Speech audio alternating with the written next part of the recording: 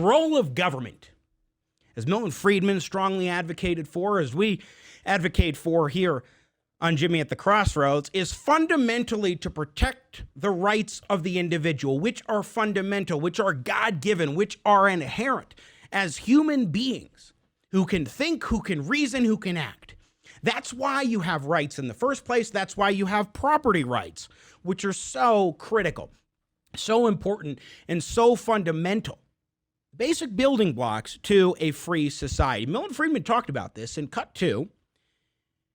In one of his talks that he gave, and he did so many wonderful speeches, he talked about the fundamental principle of a free society, and we cannot discuss the Second Amendment and our constitutionally protected right to keep and bear arms without knowing what the fundamental principles of government are and ought to be. The fundamental principle that I am going to try to uphold was stated by John Stuart Mill in On Liberty over 100 years ago. The only purpose for which power can be rightfully exercised over any member of a civilized community against his will is to prevent harm to others. His own good, either physical or moral, is not a sufficient warrant. That's the fundamental principle that I am going to take as a given, as describing my own values in trying to discuss the question of what government's role in a society dedicated to promoting freedom in that sense, what its role is. We need to keep that in mind as we have our discussion today about the constitutionally protected right to keep and bear arms. The reason why I want to talk about this is twofold. Number one, last week we had a significant decision. Significant because it came out of the Ninth Circuit, which has been notoriously anti-constitutional in so many ways, with rulings that do not show the kind of reverence and respect for the Constitution that our judiciary should. But thankfully, President Trump has been reshaping the judiciary in remarkable ways.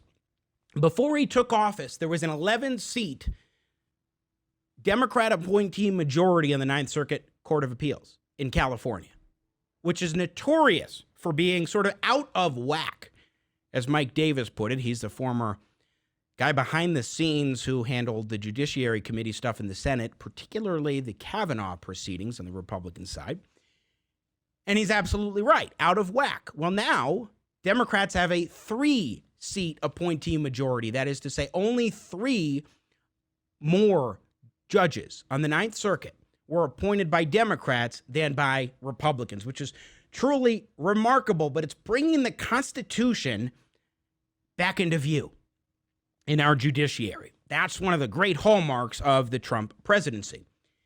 But what's so significant about the decision is that it came from the Ninth Circuit Court of Appeals, and it was right on. We'll talk exactly about what the decision entailed, what their ruling included from Judge Lee, who wrote the opinion, later with Professor Randy Barnett.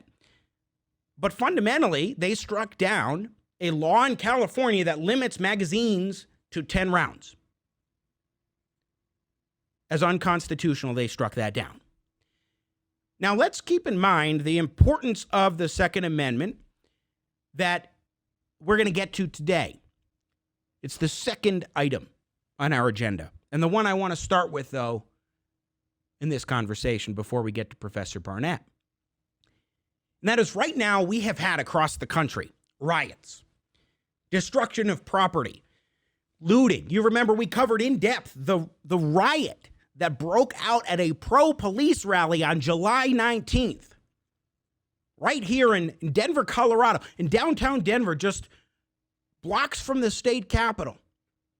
A peaceful gathering broke out because Antifa and socialist extremists, supposedly representing Black Lives Matter, literally swarmed this 6th annual event, starting fights, whacking a guy like Ron, you see there, in the head with a longboard, engaging in other violent activities and preventing us from being able to speak or even play music, for crying out loud. And guess what? The police stood there and did very little. They made one arrest. It was basically after the event that they brought out the pepper balls. And I think only 2 or 3 were fired that day. And not only that, but the police who were predominantly standing there, they were told to retreat. I want to play a clip. This is from my 710 KNUS radio colleague, Peter Boyles, did an interview several weeks ago with the police lieutenant who oversees the police union, Nick Rogers. And he made a startling statement about what the police were ordered to do when this violence had broken out and things were getting a little too testy. I'm sorry on behalf of the rank and file. That's not us. That's not who we are. And it just kills me that we let good people down. And I'll be honest with you. As I've done my due diligence, I did discover a couple of things. I found out that a retreat order was given by the incident commander. And we had one lieutenant step up and said, "We're not leaving." And this lieutenant said, "These people are going to get killed if we don't stay." So he kept his group there. And that's the only reason this thing didn't even get worse, because somebody broke ranks. Somebody broke ranks. They were ordered by local police to retreat and not to defend those who were speaking out once again for the 6th year in Civic Center Park, downtown Denver, Colorado, standing up for the police. That's because the police's hands are tied. Now, yes, there are instances where the police have gone too far. We've talked about that on this program, where excessive force has been used. George Floyd is an example of that. There are other instances, including in the Denver metro area of Colorado, to be sure. But that doesn't mean that you tie the hands of officers so much that they cannot do their job. Well, as a result of this, and look, I'm here, we're in Aurora, Colorado is where I live. And in Aurora, we have seen not only riots break out, and we're anticipating on that happening this weekend, when you have an anniversary of a tragic death in the hands of police of a man by the name of Elijah McClain. And some extremists have taken this as an opportunity to do this destruction that you see on the screen right now. That's the courthouse in Arapahoe County, in Aurora, Colorado, which is in Arapahoe County. This violence just a few weeks ago broke out. And not only did they destroy buildings, damage the property, use plywood as shields from the buildings that had been boarded up, but they controlled intersections, telling people they had to turn around, do U-turns. Those are not police turning people around. Those are so-called protesters.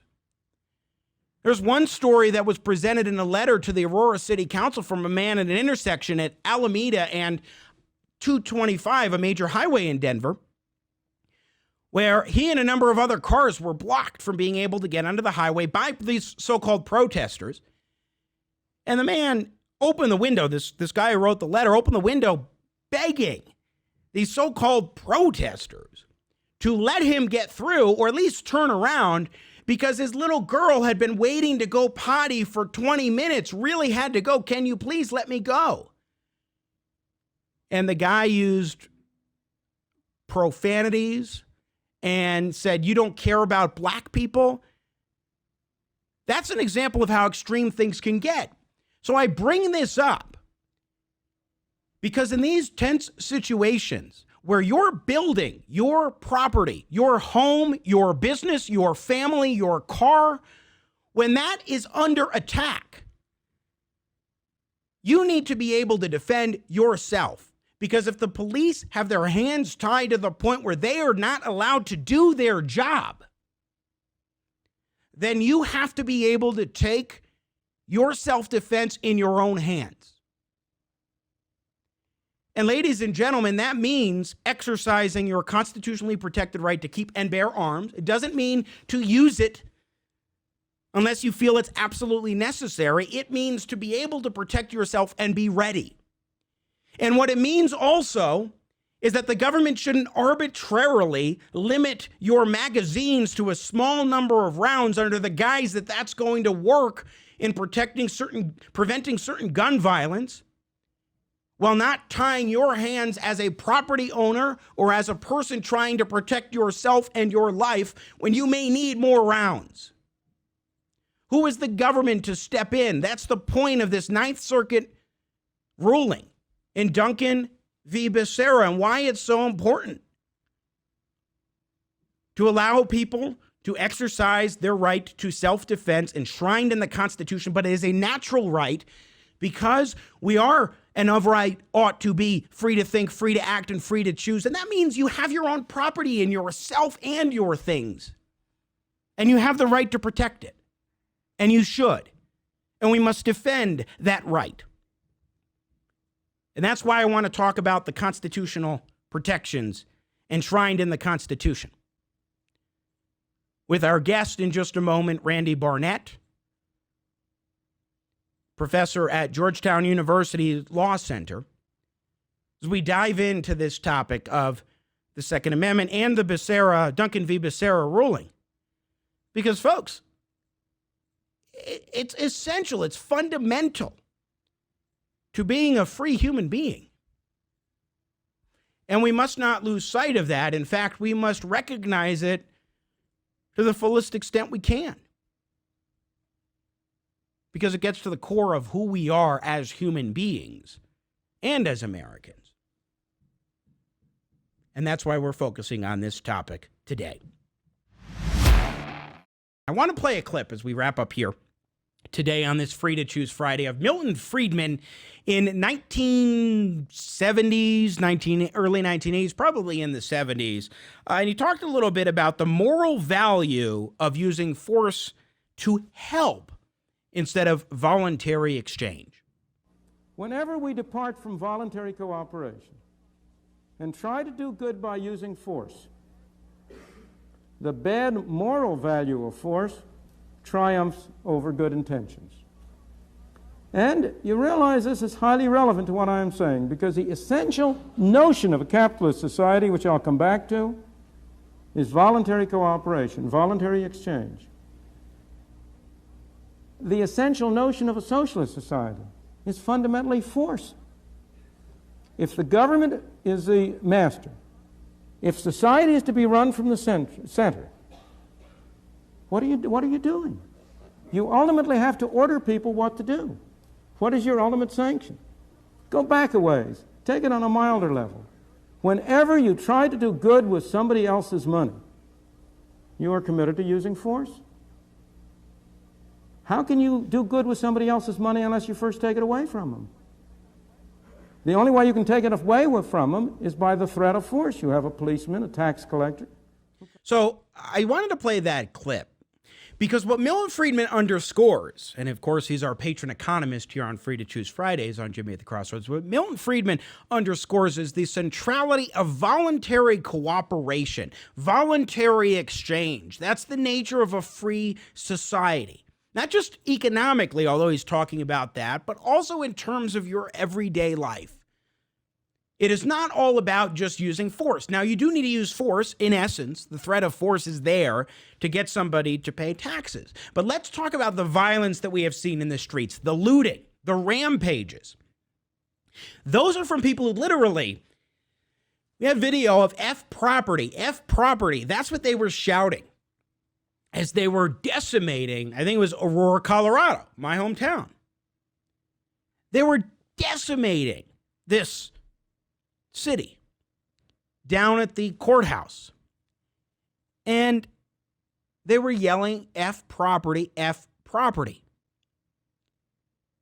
This shows that they don't give a damn about the idea of property rights. We already know that because of all the statues that they've been destroying. But they don't care about property. They will take it using force. They will destroy it because they think they can and should, or whatever's going on in their mind. They're not just wanting government to have the threat of force. presented. They are genuinely using force, and you need to be able to defend yourself, not to take initiative and be aggressive, be the aggressor with a firearm, but simply to be able to defend yourself, your family, and your property. They are not advocates of voluntary exchange and a free society. These extremist thugs are all about destruction and stealing, taking what they think should not belong to you.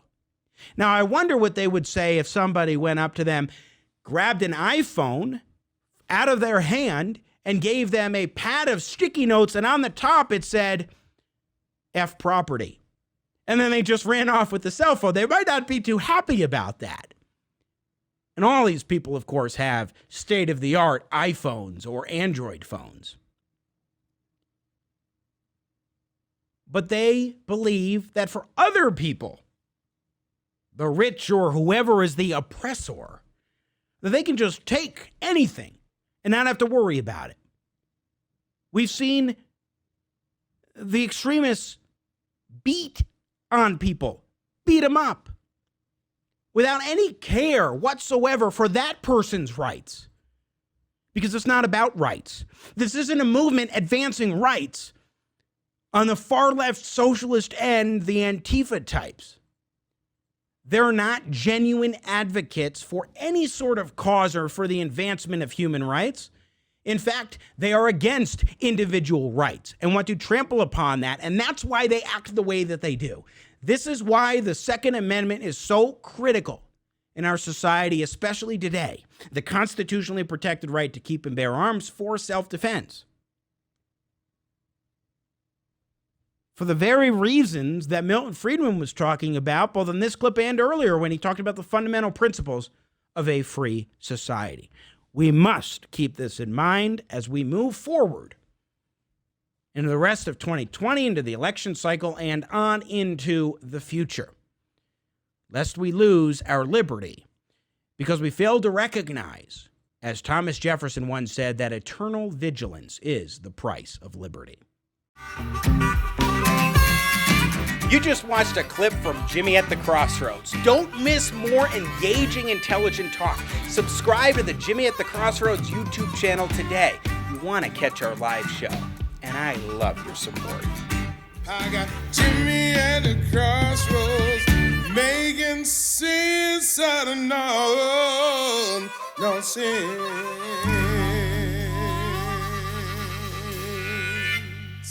Yeah.